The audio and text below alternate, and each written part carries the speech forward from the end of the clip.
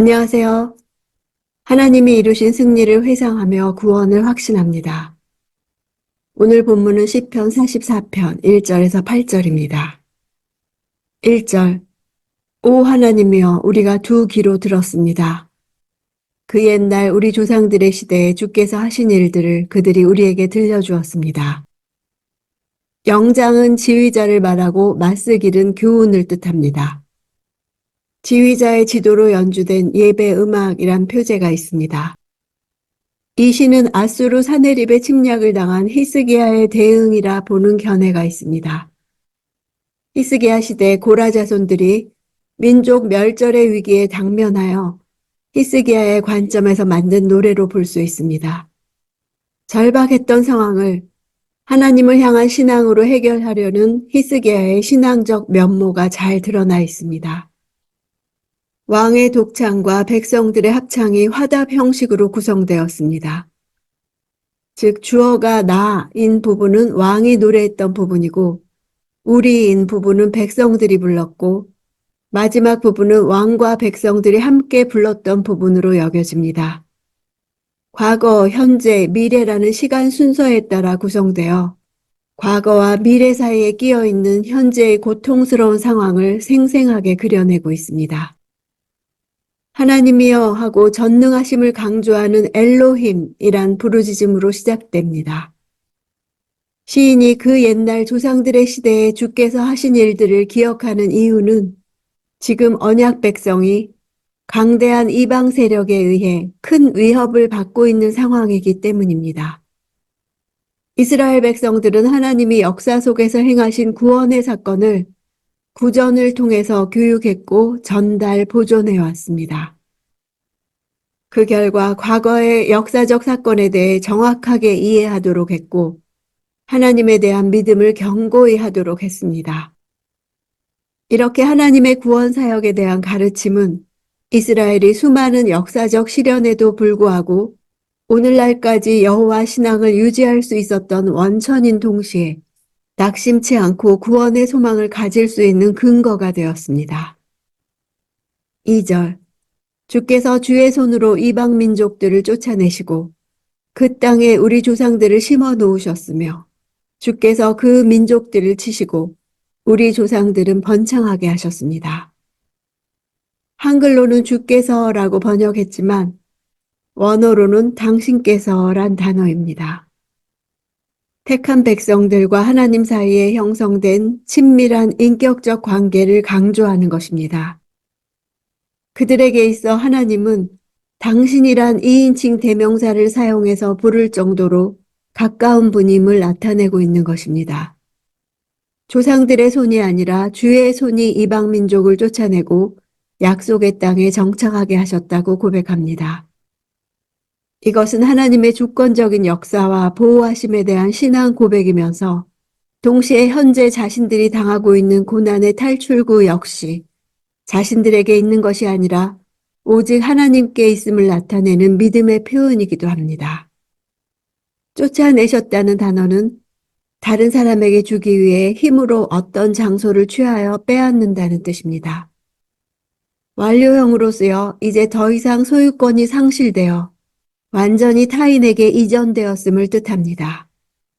심었다는 것은 파종한다는 뜻이고 치셨다는 것은 나뭇가지를 꺾는다는 뜻이고 번창하다는 뻗어나가다라는 뜻입니다. 즉 이스라엘 백성들을 가나안에 파종하시고 이방 민족들은 가지치기 하시고 이스라엘은 가지가 뻗어나가듯 번창하게 하신 것입니다. 3절. 그들이 자기 칼로 그 땅을 차지한 것이 아니고 자신들의 팔로 구원한 것도 아닙니다. 오직 주의 오른손, 주의 팔, 주의 얼굴빛으로 하신 것입니다. 주께서 그들에게 은총을 내리셨기 때문입니다. 하나님의 역사하심을 생생하게 묘사하기 위해 하나님을 육체를 가진 인간처럼 묘사합니다. 이스라엘 백성이 경험한 구원은 바로 하나님이 그들의 백성에게 은총을 내리신 때문입니다. 시인은 민족적 위기 앞에서 과거 조상들에게 나타내 보이셨던 하나님의 구체적인 구원의 역사가 다시 한번 반복되어지기를 소망합니다. 4절. 오 하나님이여 주는 내 왕이십니다. 야곱을 위해 승리를 명령하소서. 주어가 1인칭 단수로 바뀌며 왕이 부르는 독창 부분입니다. 왕은 이스라엘의 진정한 왕은 하나님이심을 고백하고 있습니다. 하나님께서 승리를 명령하시기만 해도 승리가 실현된다는 하나님에 대한 굳은 신뢰를 보여줍니다. 12지파의 기원이 된 야곱이라는 이름에는 하나님이 주신 기업이요 유업이라는 뜻이 들어 있습니다. 5절. 주를 통해 우리가 우리 적들을 물리칠 것이며 주의 이름을 통해 우리에게 맞서 일어나는 사람들을 짓밟을 것입니다. 주를 통해와 주의 이름을 통해는 대꾸를 이루고 있습니다. 특히 주의 이름을 통해는 골리앗과의 대결에서 다윗이 사용한 말이기도 합니다. 다윗은 골리앗과 싸울 때 칼과 창을 의지하지 않고 오직 주의 이름을 의지해 나아갔습니다. 이 같은 표현은 시인이 과거 다윗이 거두었던 승리를 염두에 두었다고 볼 수 있습니다. 6절. 나는 내 활을 믿지 않을 것입니다. 내 칼도 내게 승리를 안겨주지 못하기 때문입니다. 다시 왕의 독창 부분으로 3절을 요약합니다. 이는 노래에서 후렴 역할을 할 뿐만 아니라 가장 중요한 메시지를 강조하는 것입니다. 고대 당시 국가 간 전쟁의 승패는 보유한 군사의 수요와 무기의 우열에 의해 결정되었습니다. 따라서 활이나 칼과 같은 무기는 전쟁의 승패에 지대한 영향을 끼치는 요소였습니다. 그러나 시인은 이러한 무기가 전쟁의 승패를 결정짓는 것이 아니라 하나님의 역사에 의해 승패가 결정된다고 말하고 있습니다. 7절. 오직 주께서 우리를 우리 적들에게서 구원하셨고 우리를 미워하는 사람들이 수치를 당하게 하셨습니다. 주어가 다시 1인칭 복수로 바뀌어 합창인 것을 알 수 있습니다. 시제가 완료형으로 바뀌며 미래에 대한 기대를 말하던 시인이 시선을 과거로 돌립니다. 영광스러운 미래가 하나님께서 지금까지 보이신 구원의 은혜의 연장선상에 있음을 깊이 자각했기 때문입니다. 8절. 그러므로 우리가 하루 종일 하나님만 자랑합니다. 우리가 주의 이름을 영원히 찬양합니다. 셀라. 자랑하다는 단어는 할랄입니다. 자랑스러워하다, 찬양하다라는 뜻입니다. 구원의 은혜를 경험한 성도들의 자연스러운 반응이라 할 수 있습니다.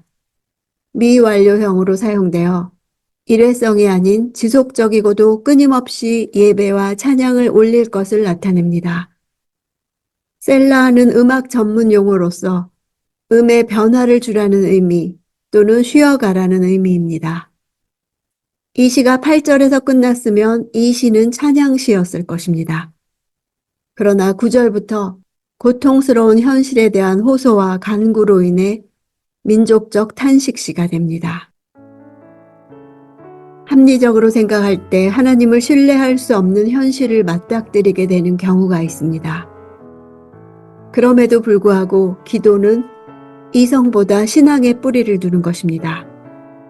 신앙은 우리로 하여금 이성을 초월하여 하나님을 향한 믿음을 향하게 합니다. 우리 삶에는 현실이 다 담을 수 없고 파악할 수도 없는 초현실적 신비가 존재합니다. 그 영역에서는 오직 신앙으로만 앞에 있는 문을 열 수 있습니다. 오늘은 반석 위에 서서 하나님을 찬양하지만 내일은 깊은 수렁에 빠져서 처절한 탄식으로 눈물 흘리며 하나님을 찾을 수도 있습니다. 이것이 인생이며 신앙인의 삶입니다. 그러므로 이해할 수 없어도 기도하고 이해할 수 없기 때문에 기도합니다. 선하신 하나님을 기대하기 때문입니다.